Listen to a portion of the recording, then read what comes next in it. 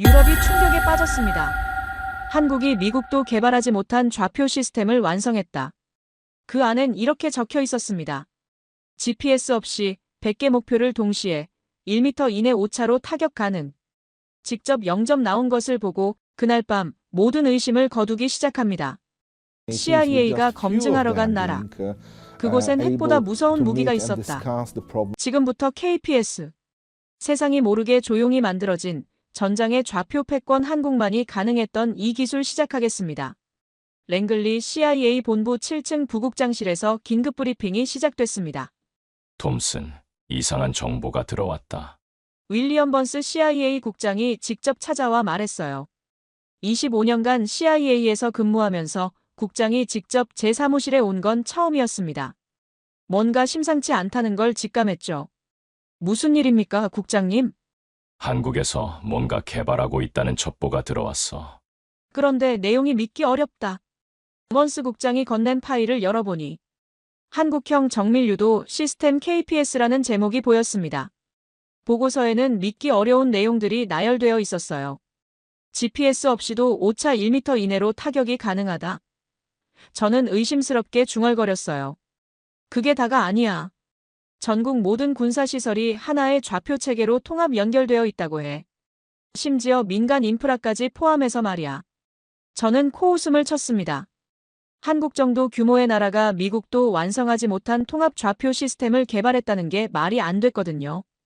첩보원이 과장해서 보고한 것 같습니다. 한국 기술력으로는 불가능해요. 우리도 10년째 시도하고 있지만 아직 완성하지 못했는데요. 하지만 번스 국장의 표정은 진지했습니다. 그게 문제야. 이 정보를 보고한 게 화이트 이글이거든. 20년간 활동한 우리의 최고 자산이야. 화이트 이글. 저도 아는 코드명이었어요. 북한 내부 정보를 전달해온 우리의 핵심 정보원 중 하나였거든요. 그의 정보는 99% 정확도를 자랑했습니다. 화이트 이글이 한국에서도 활동하고 있었나요? 최근에 한국으로 활동 무대를 옮겼어. 북한 정세가 너무 위험해져서 말이야. 그런데 그곳에서 우연히 이 정보를 입수한 거지. 번스 국장이 또 다른 파일을 꺼냈습니다. 위성 사진들이 들어있었어요. 화이트 이글의 보고에 따르면 한국이 이 기술을 완전히 극비로 개발했다는 거야. 심지어 우리 위성으로도 포착하지 못할 정도로 은밀하게 말이지. 또 다른 정보도 있습니까? 중국과 러시아의 위성이 한국 상공을 24시간 감시하기 시작했다는 거야. 뭔가 눈치챈 것 같아. 특히 대전 일대를 집중적으로 관찰하고 있다고 해. 저는 갑자기 가슴이 두근거리기 시작했어요. 만약 이게 사실이라면 동북아시아 군사 균형이 완전히 바뀔 수 있었거든요. 구체적으로 어떤 능력을 가졌다는 겁니까? 보고서에 따르면 한 번에 100개 이상의 목표물을 동시에 정밀 타격할 수 있다고 해. 그것도 각각 다른 종류의 무기로 말이야.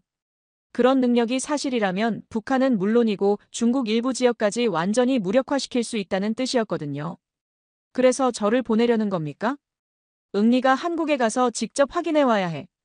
공식적으로는 한미안보 협력 점검 차원의 출장이야.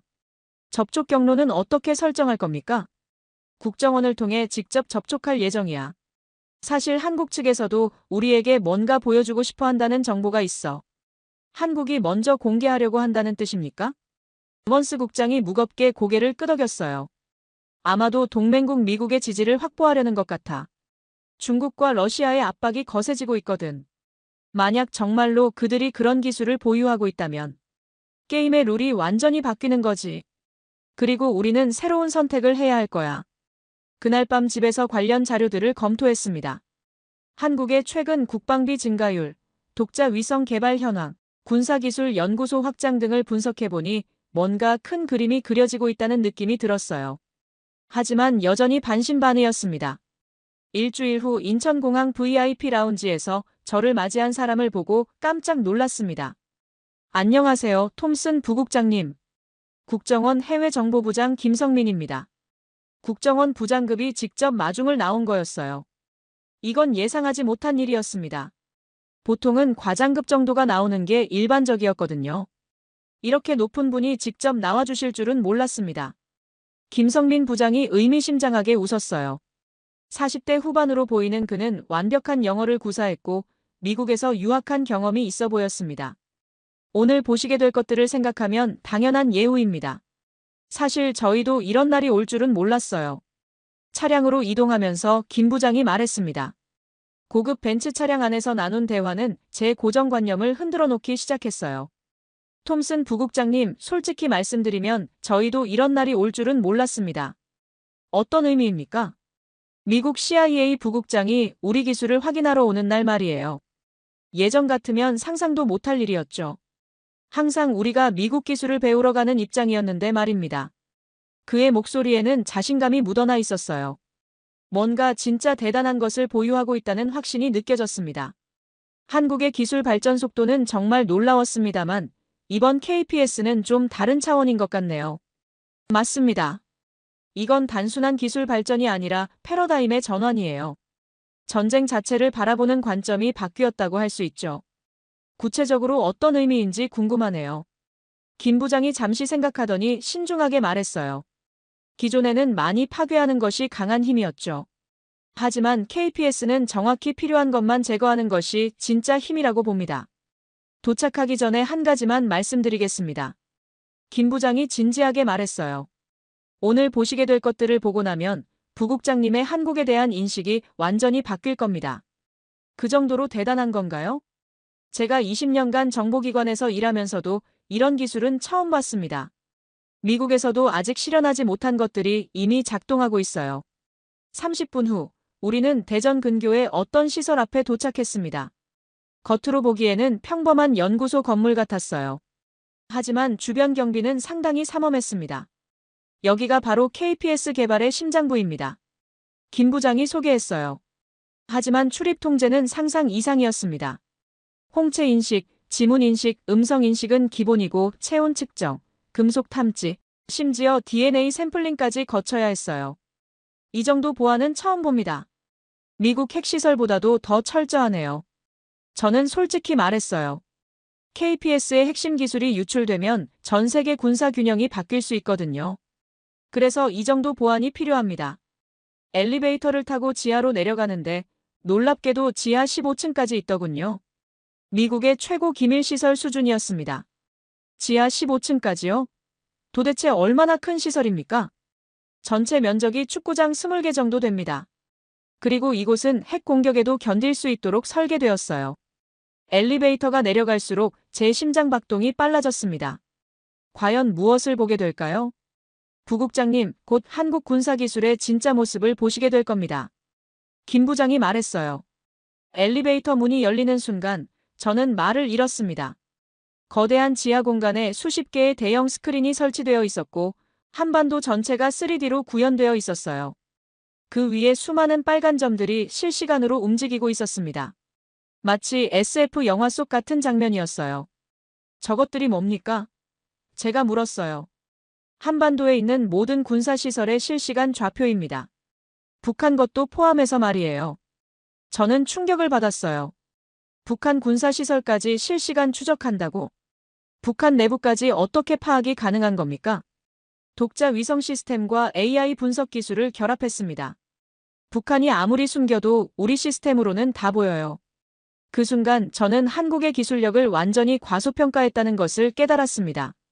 그때 한 연구원이 다가왔습니다. 안녕하세요, 톰슨 부국장님. 저는 KPS 프로젝트 총괄 이재민 박사입니다.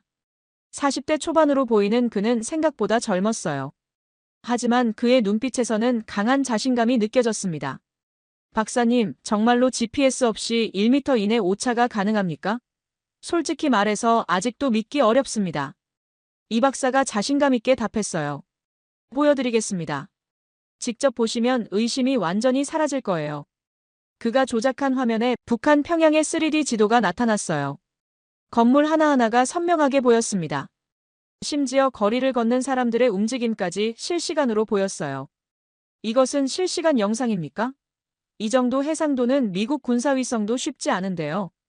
그렇습니다. 우리만의 독자적 위성 시스템입니다.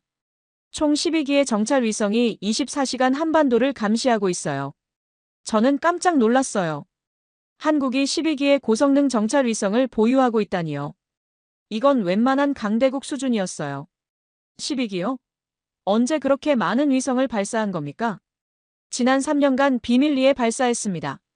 외부에는 통신위성이나 기상위성으로 알려져 있지만 실제로는 모두 군사정찰위성이에요. 이재민 박사가 계속 설명했어요. 이제 정밀도를 보여드리겠습니다. 화면이 확대되더니 평양 시내의 한 건물이 나타났어요. 건물 옥상에 있는 안테나까지 선명하게 보였습니다. 저 건물 옥상 안테나를 타겟으로 설정하겠습니다. 실제로 공격하는 겁니까? 저는 놀라서 물었어요. 아니요, 시뮬레이션입니다. 하지만 실제와 동일한 정확도로 계산됩니다. 화면에 복잡한 계산 과정이 나타났어요. 바람의 방향과 세기, 대기 온도, 습도, 심지어 지구 자전까지 모든 변수가 실시간으로 반영됐습니다. 계산 완료. 예상 오차 0.73m. 저는 입이 떡 벌어졌어요. 정말로 1m 이내 오차가 가능하다는 뜻이었거든요. 어떤 원리입니까? GPS 없이 어떻게 이런 정확도가 가능한 겁니까? 지상 기준점, 위성 데이터, 그리고 AI 예측 모델을 결합한 하이브리드 시스템입니다. 전국에 설치된 3,000개의 기준점이 서로 통신하면서 실시간으로 좌표를 보정해요. 3,000개요? 네. 산꼭대기, 건물 옥상, 심지어 등대까지 모든 곳에 초정밀 기준점이 설치되어 있습니다. 적이 GPS를 방해해도 전혀 영향받지 않아요. 김성민 부장이 덧붙였습니다. 이 시스템의 진짜 장점은 통합성입니다. 전국 모든 군사시설이 하나로 연결돼 있어요. 무슨 의미입니까? 한 곳에서 위협을 탐지하면 전국 모든 기지가 동시에 반응할 수 있다는 뜻입니다. 전군이 하나의 유기체처럼 움직이는 거죠. 이재민 박사가 또 다른 화면을 보여줬습니다. 이것을 보세요. 북한 미사일 발사 시뮬레이션입니다. 화면에 북한에서 미사일 20발이 동시 발사되는 상황이 연출됐어요. 즉시 한국 전역의 방어시설들이 반응하기 시작했습니다. 공군 기지에서 KF-21 출격, 해군 이지스함 요격 준비, 육군 패트리어트 시스템 가동. 모든 것이 3분 이내에 이뤄집니다. 저는 감탄했어요. 이런 통합 시스템은 미국에서도 볼 수 없었거든요. 개발 기간이 얼마나 걸렸습니까? 7년입니다. 2017년부터 시작해서 완전히 비밀리에 진행했어요. 비용은 어느 정도였나요? 이재민 박사가 잠시 망설이더니 답했어요. 약 80조 원 정도 투입됐습니다. 한국이 그 정도 규모의 프로젝트를 완전히 비밀리에 진행했다니요. 80조 원이라면 한국 연간 국방 예산의 2배가 넘는 금액 아닙니까? 정부 예산뿐만 아니라 민간 기업들도 참여했어요. 삼성, LG, 현대, SK 등 모든 대기업이 자발적으로 투자했습니다. 왜 그렇게 적극적으로 투자했을까요? 김성민 부장이 답했어요. 국가 존립 문제라고 생각했기 때문입니다. 북한의 핵 위협이 현실화되면서 더 이상 미국 의존만으로는 안전을 보장할 수 없다는 인식이 확산됐죠. 그 순간 저는 한국의 변화를 실감했습니다. 더 이상 수동적으로 보호받는 나라가 아니라 스스로 안전을 지키겠다는 강한 의지를 가진 나라로 변한 거였어요. 이제 실제 테스트를 보여드리겠습니다. 이재민 박사가 말했어요. 실제 테스트요? 서해상에서 실시간으로 진행 중인 훈련입니다. 오늘 부국장님 방문에 맞춰 특별히 준비한 시연이에요. 대형 스크린에 서해 바다가 나타났어요. 한국 해군 함정들이 대기하고 있었고 하늘에는 무인기들이 비행하고 있었습니다. 목표물은 퇴역한 구축함입니다. 80km 떨어진 거리에서 정밀 타격을 실시하겠습니다. 80km요? 그 거리에서 1m 오차가 가능합니까? 보시죠. 화면에서 현무 3미사일이 발사됐어요. 실시간으로 궤적이 추적되고 있었고 미사일에 장착된 카메라를 통해 목표물에 접근하는 모습이 생생하게 보였습니다. AI 유도 시스템 작동 중. 목표물 식별 완료. 바람 보정 완료. 습도 보정 완료. 예상 타격점까지 15초. 저는 숨을 죽이고 지켜봤어요. 정말로 정확하게 맞힐 수 있을까요? 10초. 5초. 타격. 화면을 보니 목표물인 퇴역 구축함의 정확히 함교 부분만 파괴되어 있었어요. 선체의 다른 부분은 멀쩡했습니다. 오차 0.6m. 이 박사가 발표했어요. 저는 말을 잃었습니다. 80km 떨어진 거리에서 0.6m 오차로 정밀 타격이 가능하다는 것이 증명된 거였어요.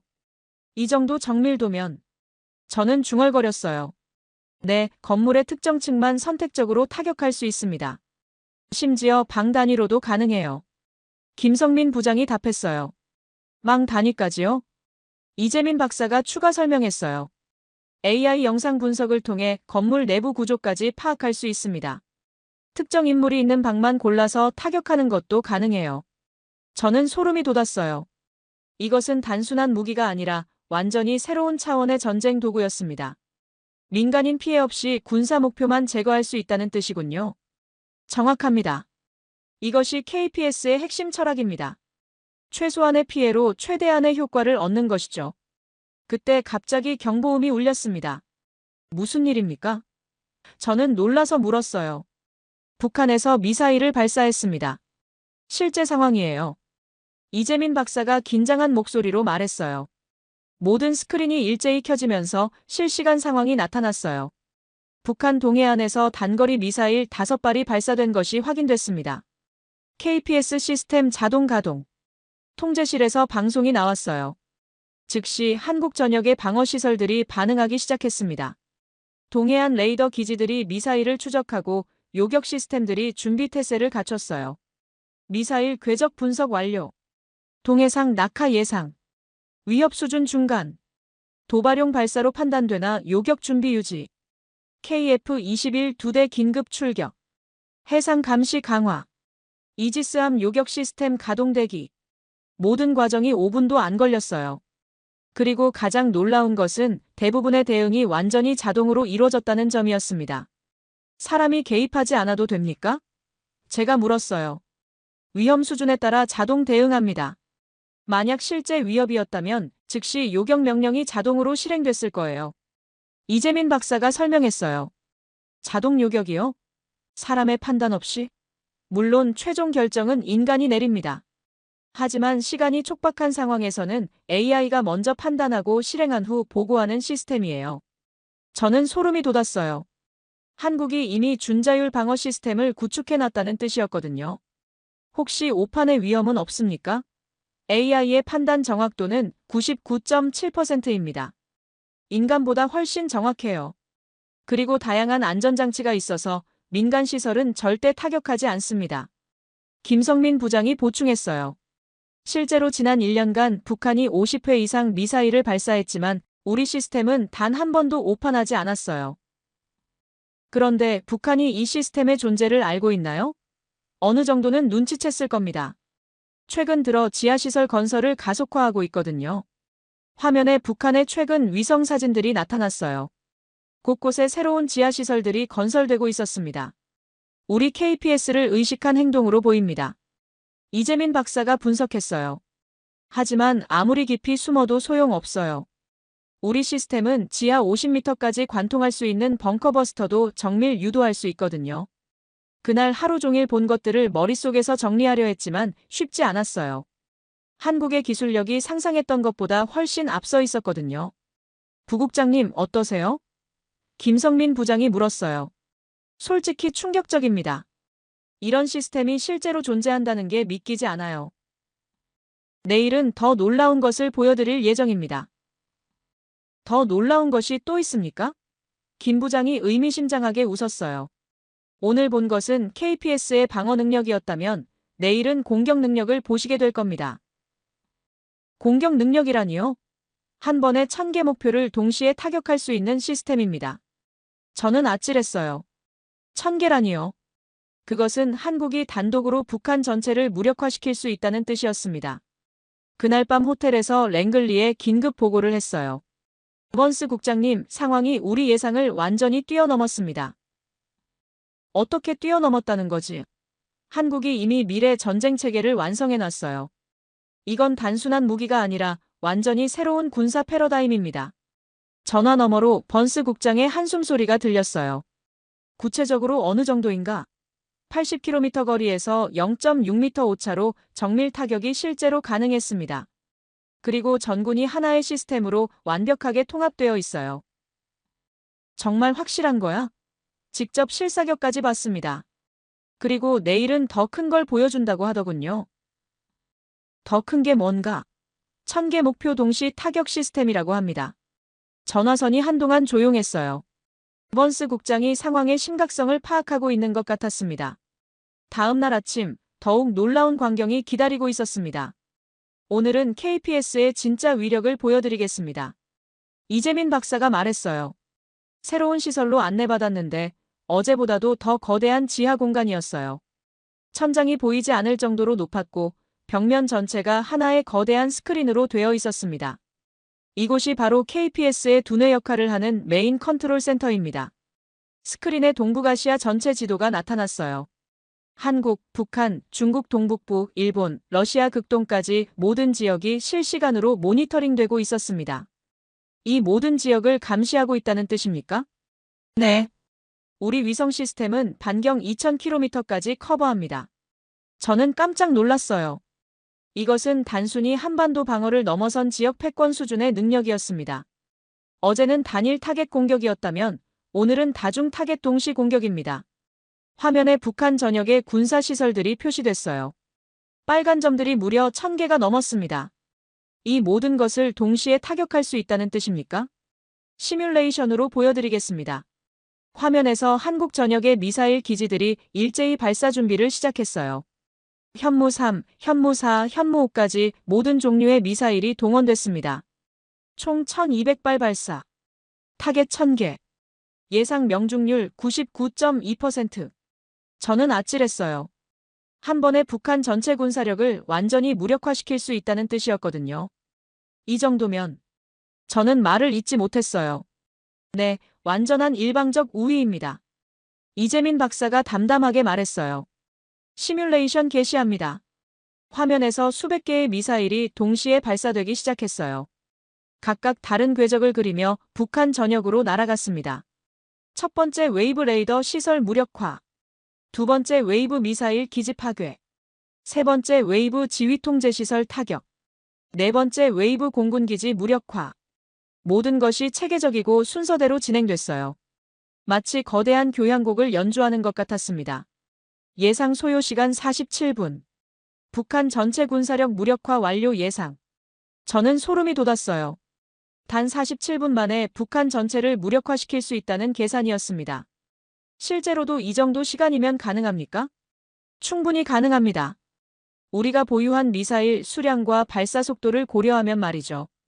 그때 김성민 부장이 중요한 얘기를 꺼냈습니다.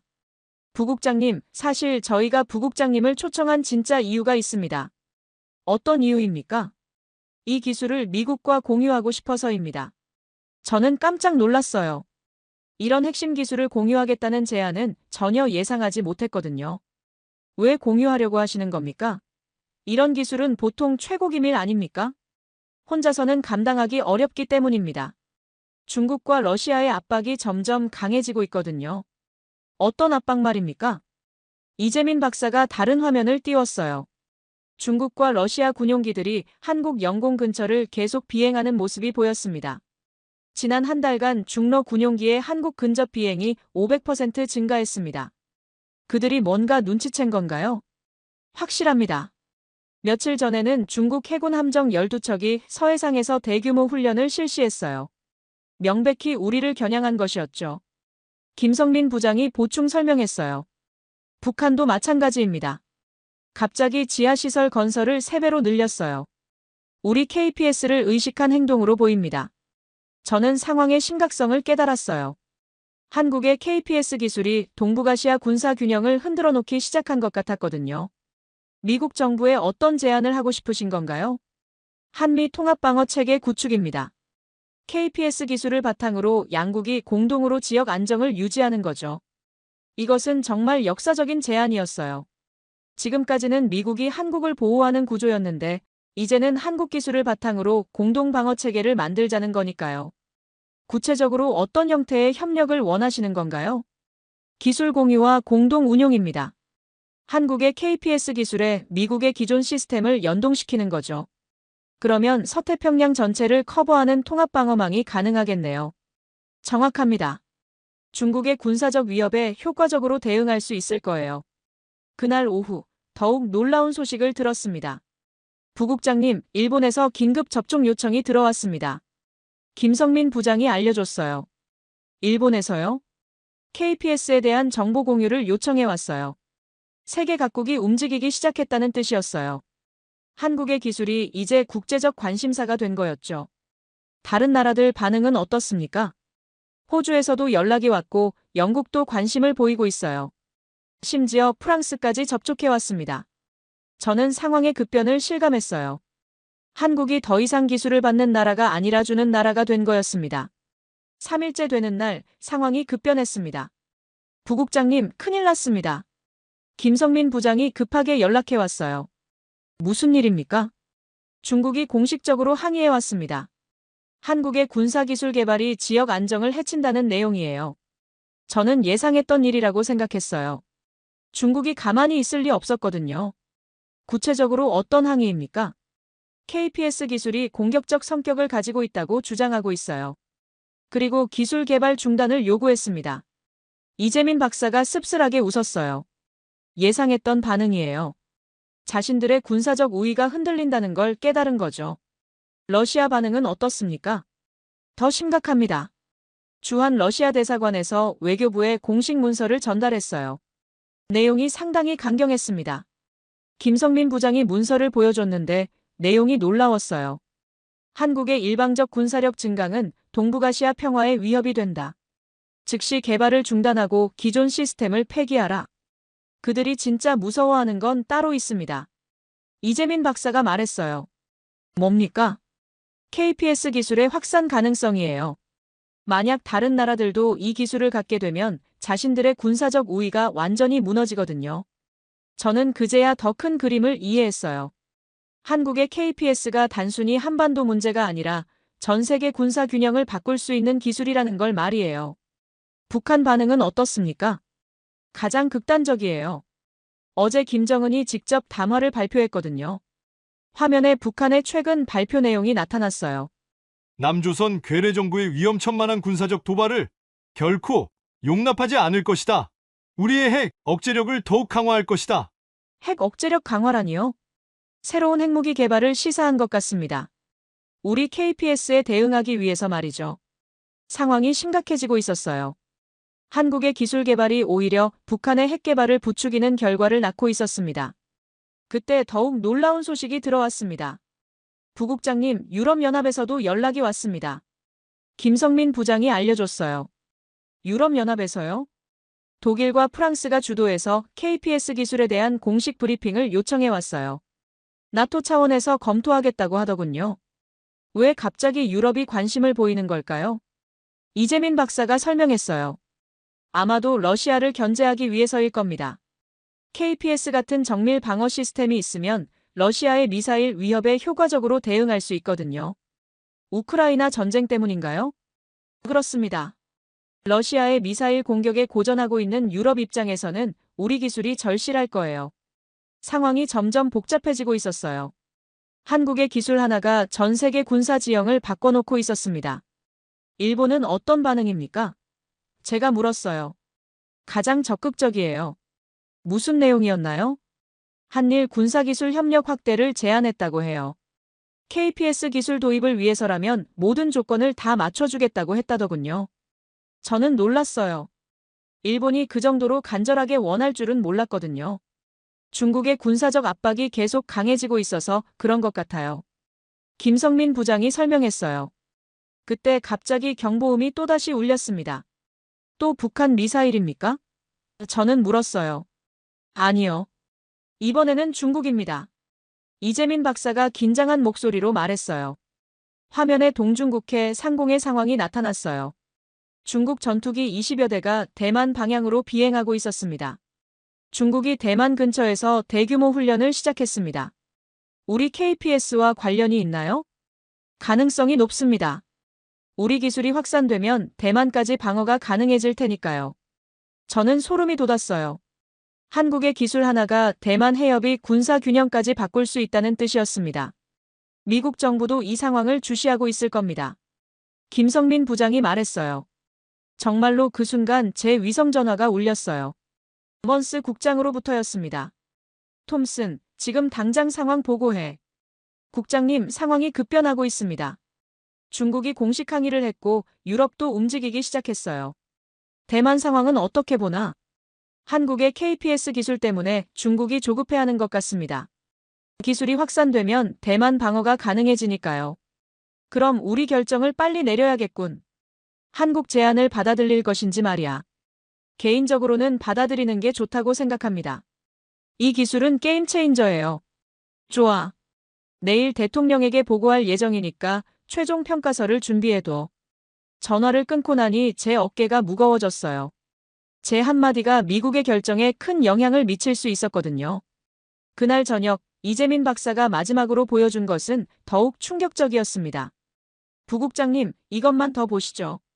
화면에 세계 지도가 나타났어요. 그런데 곳곳에 빨간 점들이 표시되어 있었습니다.